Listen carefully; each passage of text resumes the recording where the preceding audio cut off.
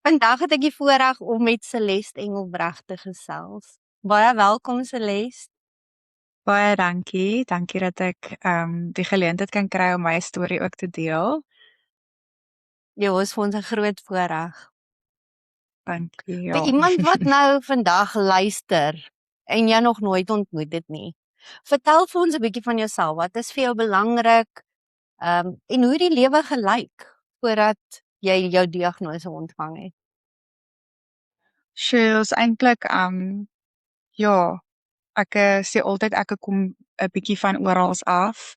Ek's gebore in die Noord-Kaap, ek het gebly in die Vrystaat en my hoërskoolloopbaan hier in die Wes-Kaap voltooi by Hoërskool Outeniqua. En ja, daarna het ek besluit om onderwys te gaan studeer en my man daar ontmoet in Wellington. En ja, ek het dit klaar gemaak het ek besluit ek wil bietjie verder gaan. Ek het toe opvoedkundige sielkunde gaan studeer en daarna het ons in Stellenbosch gebly, Parel gebly en toe het ek die geleentheid gekry om by 'n skool vir spesiale behoeftes hier in Oudtshoorn te werk en ons het toe getrek en ons kyk nog glad nie terug en ons is so gelukkig hierso.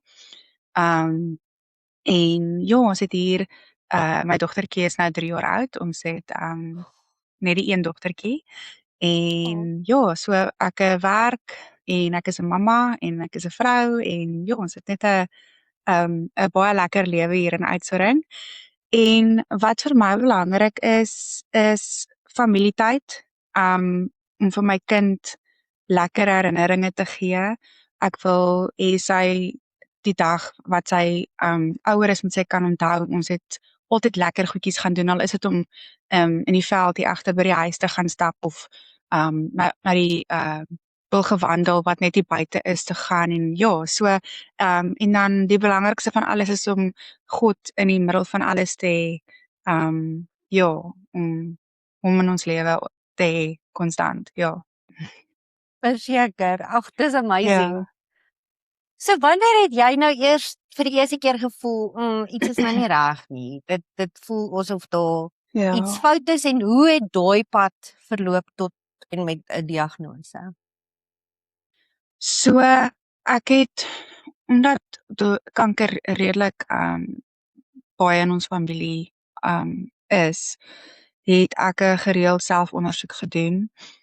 En ek het die een aand het ek gelê en ek het myself ondersoek gedoen en ek vra toe vir my man of hy ook die knop voel en ek weet nie, ek voel 'n knop maar ja, hy sê toe nee, hy voel ook iets. En ek dink toe maar ag, dit kan nou maar hormoonverwant wees. 'n vrou se liggaam is mos nou maar dis met jou siklus en alles. So ek het eers nie te veel daarvan gedink nie en na so 2 of 3 maande toe dit dan nog steeds nie weg is nie, toe besluit ek gaan na my dokter toe gaan en sy het my verwys vir 'n sonar en sommer direk sonar. Ons het nie mammogram gedoen nie. En ja, dit was toe op die ander toe sê hulle nee, maar daar's eintlik 2 knoppe. Dis 2 fibroadenome. Dis niks ernstig nie. Moenie bekommerd wees nie. En ja, ek het toe nou dit gelos want dit is nie kwaadaardig nie en is nie nodig om dit te verwyder nie en ek het so aangegaan en met die tyd het dit regtig baie ongemaklik geraak. Dit was seer, dit het baie vinnig groter geraak en ek is toe terug en ek vra toe maar luister, al is dit nou nie kwaadaardig nie, ek wil dit graag laat verwyder want dit veroorsaak vir my baie pyn.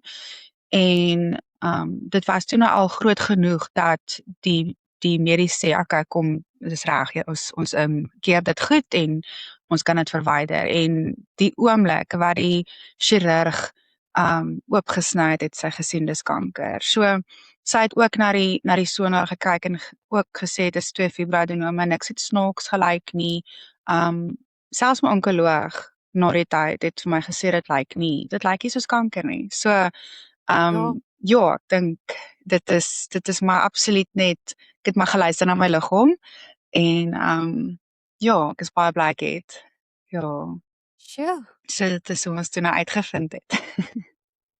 Ja. Sjoe, so jy het Ja, dit moet skokwekkend wees, want jy het Ja. nie regtig met 'n diagnose ingegaan in 'n operasiesaal in. Nee, dit was glad nie, soos nie eens gedink aan die term biopsie of enigiets soos dit nie. Dit was net, kom ons verwyder net hierdie 2, fibroadenome wat ongemak veroorsaak. En ja, so toe dit was die Maandag die operasie en daai Vrydag het ek weer ingegaan na die chirurg toe, net om te kyk vir soos 'n opvolgafspraak en, ek het gedink sy gaan net kyk dat alles dan nog mooi lyk en goed gesond raak en ja, toe kry ek nou daai nuus en dit was regtig baie, soos glad nie, ons het dit glad nie verwag hê.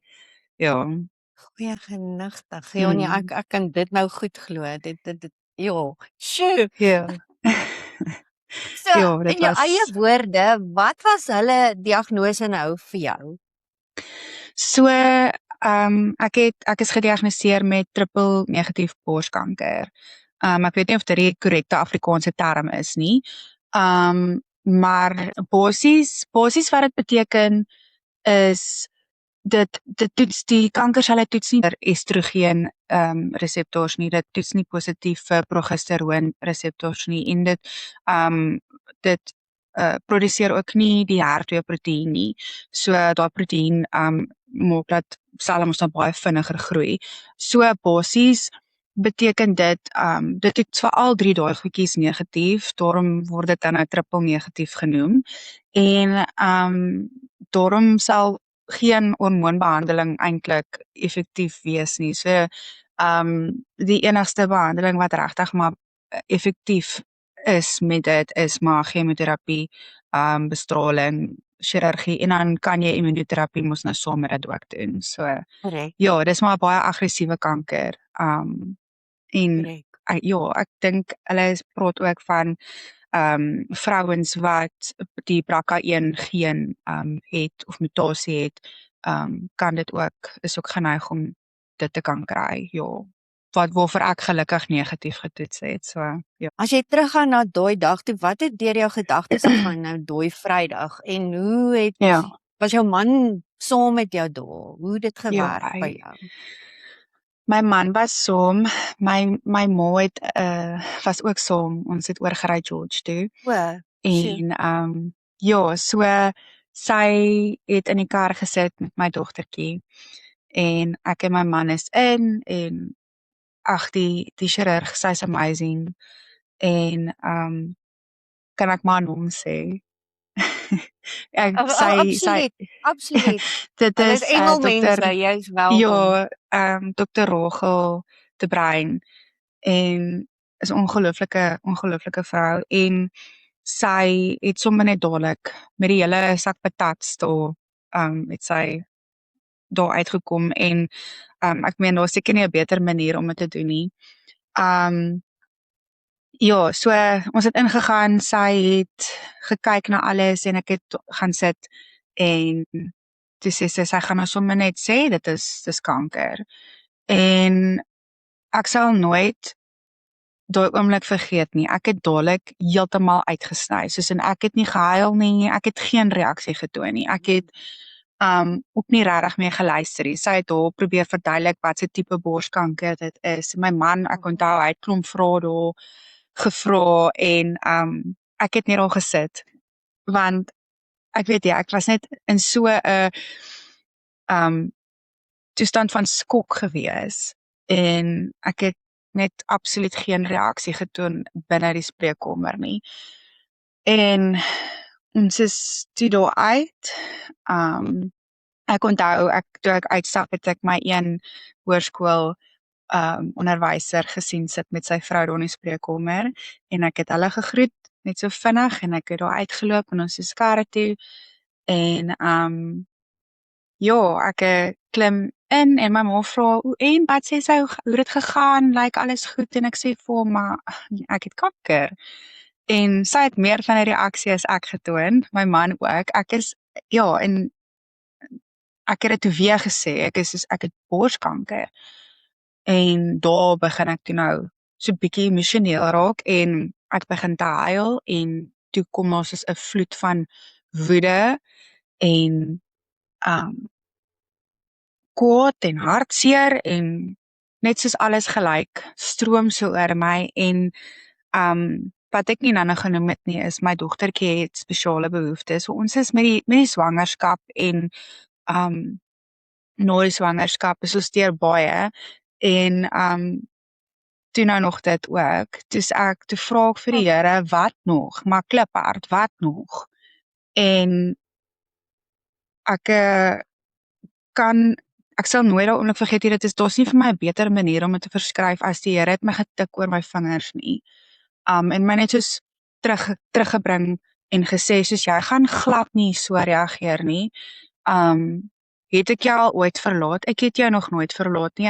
Ek gaan dit ook nie nou doen nie. Jy gaan okay wees. En ek het net daar en dan geweet ek gaan okay wees. Dit is die vreemdste ervaring gewees en dit was regtig soos 'n tik oor my vingers. Ek wou kwaad wees en ek wou vra hoekom maar ek het net dadelik daardie vrede ervaar en ja, dis 'n vrede wat ek nog nooit ervaar het nie en ek het net daar geweet ek gaan okay wees.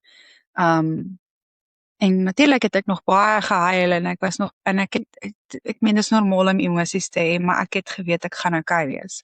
Hy het net daar vir my gesê ek gaan okay wees. So ja, dit was maar 'n skok en toe gee ek dit net heeltemal oor vir die Here. Nog in daai eerste halfuur nadat ek uitgevind het. Wow. Ja. Jo, En dit is wat my gedra het. Sjoe. Hoe het jou verhouding met die God gelyk voor die diagnose en hoe het hierdie ervaring, het dit jou uitgedaag of het dit verander enigsins? Ja, my verhouding met die Here was goed geweest voor dit. Om 'n kind, ek dink 'n kind met spesiale behoeftes te hê, hou jou op jou knie. Ek dink net om 'n kind te hê op jou knie. So jy kan nie anders deur die lewe nie. En ja, so ek het regtig 'n goeie verhouding met die Here gehad voor die diagnose. Maar natuurlik het hierdie baie dinge verander, my uitkyk op die lewe verander, my verhoudinge met my man het ook verander soos in daardie tyd. So ek dink is normaal om oomblikke te hê waar jy regtig net sit en voel jy sit nou op 'n ashoop, jy is nou Job. Jy sit nou op daai hoop en jy praat net weer met die Here en jy praat hard met die Here en om sulke oomblikke te hê is normaal. Maar my verhouding het sterk gebly dwarsdeur en maar dit beteken nie ek het nooit beklei met die Here nie. Dit is maar soos 'n verhouding. Dit is nie net geloof hier, dis 'n verhouding. So mens jy praat die hele tyd met die Here. Daar is net nie 'n ander manier om dit te doen nie. Ek het Bybelstudie gedoen op my eie elke dag. Dit was vir my 'n oomblik van daai stilte wat ek net nodig gehad het met net ek en die Here, buite my en my man se Bybelstudie. En dit is maar mens kan nie hierdie doen sonder die Here nie. Jy kan nie. Ek weet nie hoe mense dit doen nie. Ekskuus, ek weet nie of ek nou die vraag beantwoord het nie. Absoluut nie. Ek hoor jou, vir my is dit so en ek het al baie gewonder want natuurlik doen mense dit sonder God. Ja, daar is mense wat dit doen. Ek weet ook nie hoe nie, maar dis die enigste manier vir my. Ek kan dit nie imagine nie.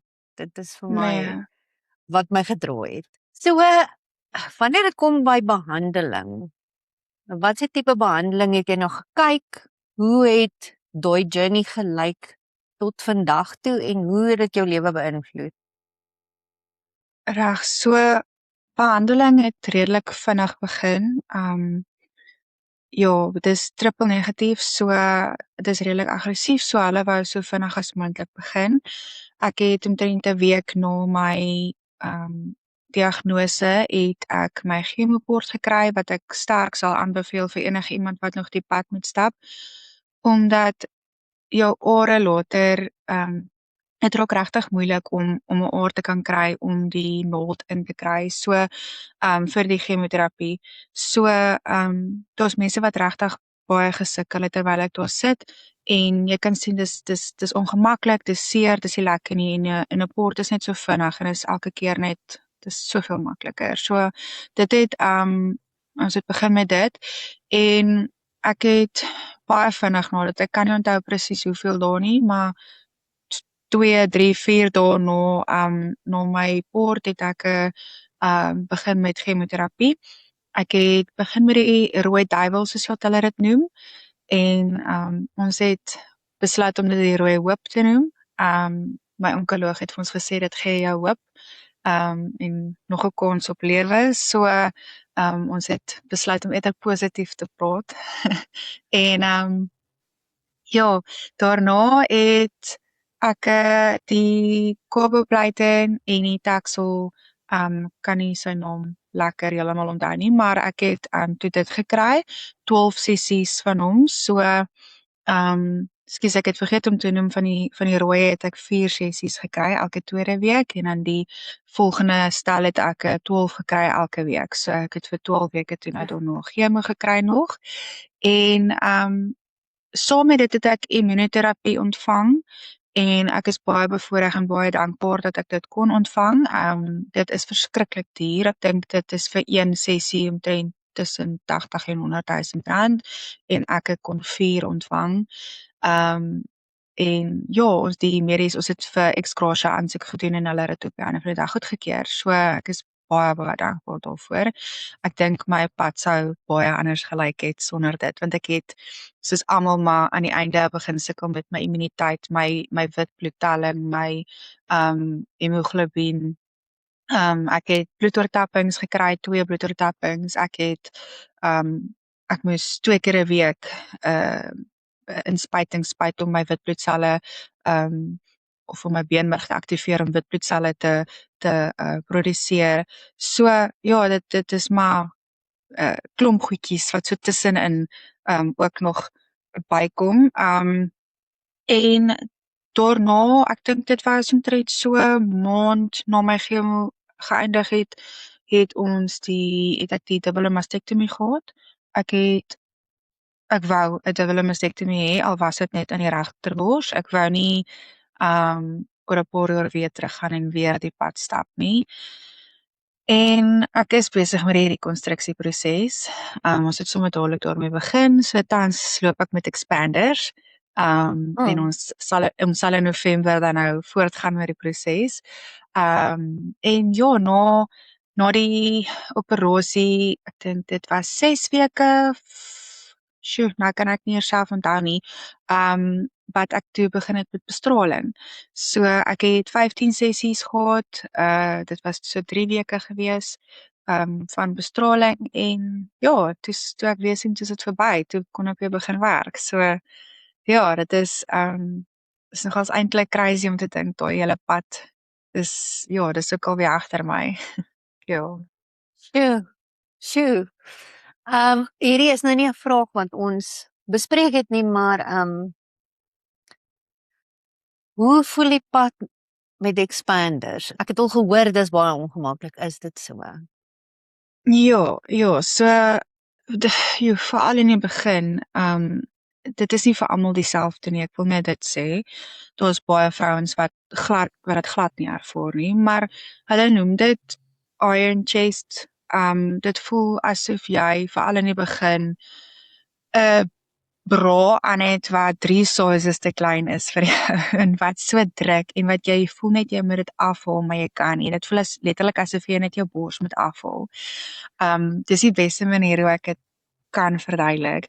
En selfs nou om op my sy te slaap, ek kan nie vir te lank op die een sy slaap nie, want dit trek. So dit is die expander is onder die pectorale spier ingewerk en is vas aan daai spier. So soos wat jou spier beweeg dit saam en dit trek. So dit is redelik ongemaklik, maar ek is nou al gewoond daaraan en ek dink dit is die moeite werd om ek voel vir my wat nog jonk is, ek wil graag die rekonstruksie hê. So dit was die opsie gewees wat ek gehad het. So dit gaan alles die moeite werd Verseker. wees op die ou einde. Ja. Ja. Ja, nee, verseker, as jy die besluit geneem het en dit is 'n goeie besluit vir jou en die opsie is Ja. beskikbaar, is Ja. seker gaan daarvoor. Vir die wat nie verstaan hoekom jy 'n expander het nie. So basies, as ek net gou kan verduidelik, toe hulle my mastektomie gedoen het hulle regtig tot op die been afgehaal, alles. Hy het gesê, kyk, hy en dokter Rogel dit's nou dokter Murdoch, hulle het saam die mastektomie en die rekonstruksie gedoen. So dit is basies amper dit maak amper 'n duik soos wat hulle wegsny.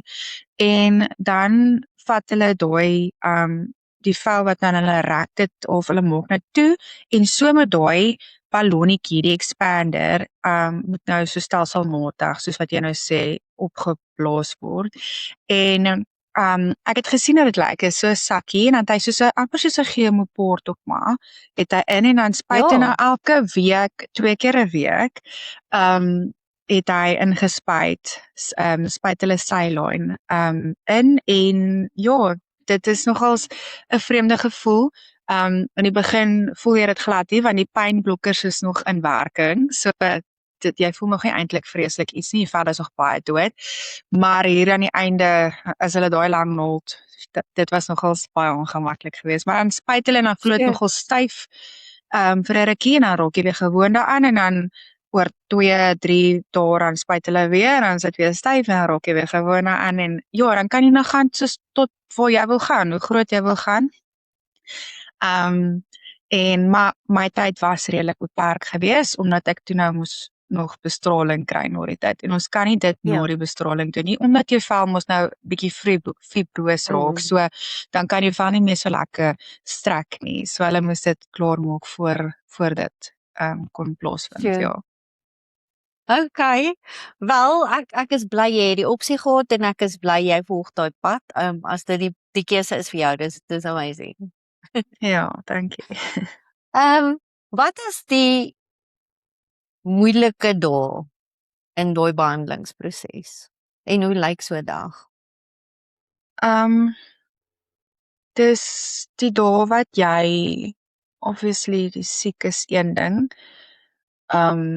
Maar waar die dae wat jy voel jy's okay en dan wil jy iets doen, jy wil 'n bietjie help in die huis, jy wil bietjie met jou dogtertjie speel en bietjie uit die huis uit kom en dan 5 minute dan kan jy net nie meer nie. So daai vir iemand wat redelik onafhanklik is soos ek hou daarvan om my goed self te doen om besig te wees en ja, dit was moeilik geweest emosioneel en mentally om te kan sê soos sjoe, ek moet nou eers hoekom ek kan nie nou nie en dis moeilik vir my om eenkant toe te moet staan. Veral soos my man het regtig hy het baie gedra op hom en hy het 'n nuwe besigheid begin. Hy het na my gekyk, hy het na my dogtertjie gekyk en dit was vir my moeilik geweest om soos regtig daar's dae wat ek nie uit die bed uit kon opstaan nie. En anderstens al het jy al hierdie ondersteuning en hierdie wonderlike mense in jou lewe wat om jou is daar dae wat jy regtig net so alleen voel en dit is nie soos, ek weet nie hoe om dit te beskryf nie, enigiemand wat deur dit is sal weet, maar dit is so alleen soos niemand in jou lewe weet waardeur jy gaan nie en jy weet nie hoekom jy deur dit gaan nie, dit is ja, jy moet net alles half oorgee en veral in die begin was dit vir my baie moeilik in terme van my werk. Ek voel ek was op 'n baie lekker plek in my werk gewees en ek moes toe dadelik net alles op sy sit en dit net los. En dit was vir my baie moeilik gewees om te aanvaar in die begin dat ek nie meer deel is van daai alledaagse lewe daar buite nie. Ek moet nou net gou veg vir my lewe en dit is iets wat dis letterlik uit my hande uit. Dis uit my beheer Ja. uit. Ja, so dit was vir my moeilik geweest. Ja, en ja, dit was maar meer net die emosionele kant van dit. Die fisiese siek en al daai goedjies kan mens hanteer, maar die emosionele kant wat van dit was vir my erg. Ja. Hoe het jy deur daai dae gekom? Ek het die oomblik as ek weet dit gaan nou regtig cliché klink, maar dit werk. As ek 'n negatiewe gedagte het ek dit vervang met 'n positiewe gedagte. En dit werk, soos dit werk. Of met 'n positiewe ding wat ek gedoen het. So ek het met 'n tuintjie agter begin, 'n groentetuin, blommetuin, kruietuin. Ek het myself besig gehou. So as ek gevoel het ek is nie op 'n lekker plek het ek uitgegaan in my tuin toe en ek het in my tuin gewerk. Of ek het gepraise en worship. Dit was die ander ding wat vir my uitstekend gewerk het. Of ek het net gepraat met die Here of ek het as ek kom, het ek met my dogtertjie gespeel. So, maar party daar kon nie net, so dan het ek maar net daar gelê en geprys en worship. Dis letterlik ja, of ek het net in my tuin gaan sit en niks gedoen nie, net om uit te kom en tussen die mooi te wees. So vervang net iets negatief met iets positief. Ja. Goeie raad, ek hou daarvan. Ja. Was daar spesifieke mense, oomblikke, ervarings wat vir jou uitstaan wat jy voel was regtig betekenisvol in hierdie journey? Ag, natuurlik, my man het net absoluut bewys dat hy's regtig hier deur dik en dun. So hy het my gedra deur hierdie tyd. My vriende hulle het sommer net partytjie kom sit en koffie drink by my in die kamer, dan lê ek in die bed, dan kom sit hulle net daar by my in my kamer en gesels. En vriende wat vir ons kos gebring het. En dan die mense wat ek ontmoet het op die pad. My heel eerste dag van behandeling het ek ingegaan en jy is natuurlik baie op jou senuwees en jy weet nie wat om te verwag nie en jy weet nie wie jy gaan voel na die tyd nie en dis nog 'n hele pad terug van George of uitstoring toe elke keer. So jy is maar op jou senuwees en jy ken nie die mense nie. Die susters daar is ongelooflik. Hulle is amazing. Hulle is dit was my amper lekker om te gaan vergeem.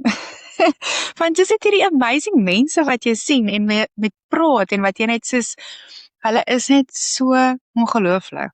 Ek was by Eden in College in George en hulle het my net gedra deur daai dae. En ja, dan die heel eerste dag wat ek daar gekom het ek op 'n stoel gaan sit teen 'n muur eenkant en daar sit toe 'n oom langs my en hy sal die horries kry as hy moet hoor ek noem hom oom. Maar ja, ek dink toe nou ek gaan nou my musiek aansit, ek het my kombers, ek gaan net lekker rustig wees en op my eie gaan net my vrede bewaar. En toe begin die oom nou die hele tyd met my te praat en ek dink ag Vader, ek het net nie die kapasiteit vandag nie.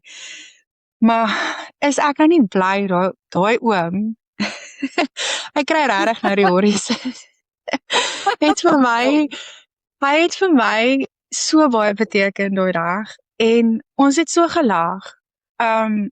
Sy naam is Martin. Hy's van Mosselbaai en ons is nou nog pelle.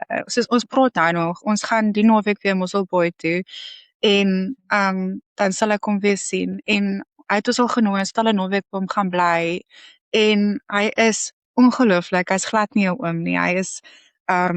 Hy's regtig net 'n ongelooflike vriend wat ek deur hierdie gemaak het en ja, hy het my ook gedra deur daardie eerste dag en dit vir my draaglik gemaak en ja, ek is vir hom ewig dankbaar.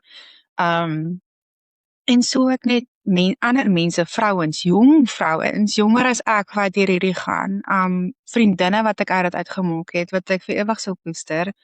So ja, dit is my eie vriendinne wat my hierdeur gedra het, maar ook al die nuwe mense wat ek op hierdie pad nou na hierdie pad as vriende kan beskou. Ja, en sal Ja, koester. Ja, ja, dis 'n seën. Dis 'n seën as dit dit kan. is.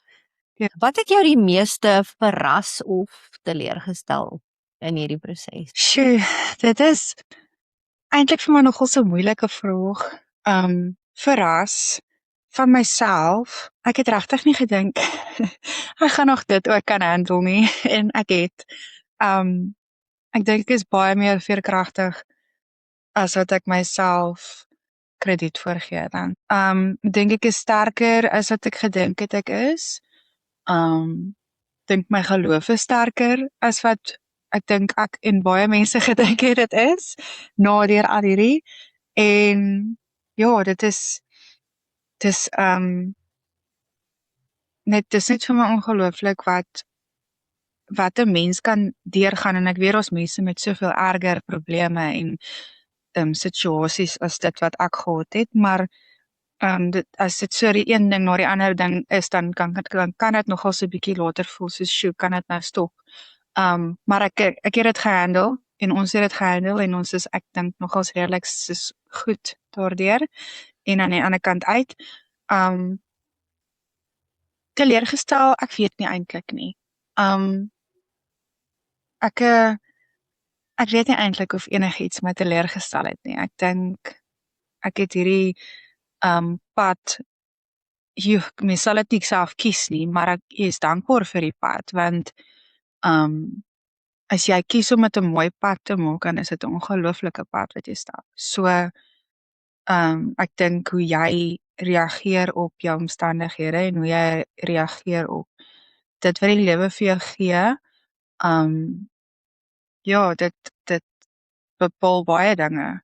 Dit bepaal jou geluk, dit bepaal jou vrede, dit bepaal baie dinge. So ek dink regtig nie ek is teleurgestel deur enigiets in hierdie proses of na die proses nie. So ja, ek dink jy maak dit wat jy kan. Ja. Dis 100% waar en dis 'n diep pad om te stap. En soos wat jy sê, dit kan partykeer 'n alleen pad selfs wees, Ja. maar dit is so, 'n mens maak iets daarvan self, van Ja, elke dag. Wat het beslis. hierdie vir jou oor die lewe of oor ander mense of selfs God geleer wat jy nie geweet het nie? Ek dink net dit het my geleer dat as jy met 'n dankbare hart opstaan, dan is die wêreld net die lewe is net soveel lekkerder. Dankbaar al is jy siek, want jy het soveel ander goed waarvoor jy kan dankbaar wees. So ek dink dit het my geleer dat mense se ingesteldheid het 'n groot invloed op hulle geluk in die lewe. Ek dink so. Amazing, dis waar. Baie Ja. waar. As jy nou kon teruggaan na dag 1 toe en langs 'n weergawe van jouself gaan sit, wat sal jy vir haar gesê het? Well done dat jy geluister het na jou liggaam en dat jy ge-advocate het vir jouself, skus vir die Engels. Geen dokter het 'n fout gemaak nie, want dit is soos ek gesê het, dit het regtig gelyk soos 'n fibroadenoom, maar dat jy geluister het na jou liggaam en soos net well done en ja, dat jy jou stem gebruik het en gesê het iets voel nie reg nie, asseblief help my. Ja. En ook jy gaan okay wees en jy is amazing. Soos jy gaan hierdie kan doen. Jou man is daar, jou kind is daar, soos jy gaan okay wees. Ja. Laastens, as iemand vandag luister wat self nou deur hierdie moeilike diagnose gaan, watse boodskap wil jy by haar los? Sjoe, daar's eintlik so baie goed wat mens vir iemand kan sê, wat nog hierdie pad moet stap. Nommer 1 is, bly op jou knie. Nommer 2, vir my, as jy voel jy het rus nodig, gaan rus. Soos luister na jou liggaam. Bewaar jou vrede. Die lewe gaan nog steeds aan. Daar's baie dinge wat nog steeds moet gebeur en wat nog steeds gedoen moet word en mense se opinies, ek weet nie, baie mense wat kanker het sal weet dat baie mense wat jy ontmoet, vreemdelinge langs die pad, sal vir jou raad gee en opinies gee oor chemoterapie. As jy daarna wil luister, dan luister jy daarna. As jy nie daarna wil luister nie, moenie daarna luister nie. Ek dink dit is maar iets wat jy moet maar jou eie oordeel daar gebruik, maar bewaar jou vrede. Moenie laat jy is besig om te veg vir jou lewe. So as iets jou ontstel, soos sit dit net eers daar en fokus net eers op jouself. Dit was vir my, veral met die dat ek my werk eenkant moes sit. Dit was vir my moeilik, maar dit is belangrik. En ja, ek dink as jy vra het, al dink jy dit is hoe onbelangrik, vra jou dokter, vra jou onkoloog. Hulle is daar om jou te help. Ja, en maak staat op die mense om jou. Hulle wil graag help, maar hulle weet nie altyd hoe nie. So sê vir hulle hoe hulle kan help. Al is dit regtig net om 'n koffie te kom drink by jou, of al is dit om dalk vanaand, net vir vanaand gou te help met jou dogtertjie, om te kyk na jou dogtertjie. Vir 2 ure, laat jou man kan rus, want hy is ook oorlaai en oorwerk en oormoeg en ja, so mense wil regtig baie graag help, maar hulle weet nie hoe nie. So sê vir hulle hoe hulle kan help en aanvaar hulle hulp, want jy is nie superwoman of super man nie. Jy is 'n mens en jy moet fokus op jouself om gesond te raak. En you can do this. Dis nie 'n maklike pad nie, maar jy is nie alleen nie en jy kan hierdie doen. Ja. Dankie, dis baie goeie advies. As hulle dit doen wat jy nou gesê het, gaan dit goed gaan met hulle. Ja, ek dink regtig net fokus net op jouself, want dit is al dis wat jy nou moet doen. Fokus op jouself. Jy mag nou selfsugtig wees. Ja. Absoluut. Ja. Dit was so lekker om met jou te gesels en dit was 'n eer en dankie dat jy tyd uit jou dagboek uitgevat het om met my te gesels. Dit was lekker. Baie dankie. Dankie. Ek waardeer dat jy vir my die geleentheid gegee het om ook 'n bietjie van my storie te kan deel. En ja, ek hoop regtig vir enigiemand daar buite. Ek wil net sê wat nog hierdie pad moet stap, wat al die pad gestap het. Ja, dat jy die Here se vrede ook so sal ervaar soos wat ek ervaar het daai dag en deur hierdie pad en ja, sterkte en ja, you've got this. Maar baie dankie vir jou